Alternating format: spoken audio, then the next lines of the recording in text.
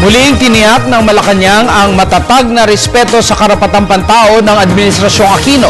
Reaksyon nito ng palasyo sa pahayag ni Mrs. Edita Burgos na nawawala na siya ng pag-asa na makamit ang hustisya sa pagkawala ng anak ni si Jonas Burgos. Inihag ito ni Deputy Presidential Spokesperson Abigail Valte matapos itinalaga si bagong Intelligence Chief ng AFP Brigadier General Eduardo Año.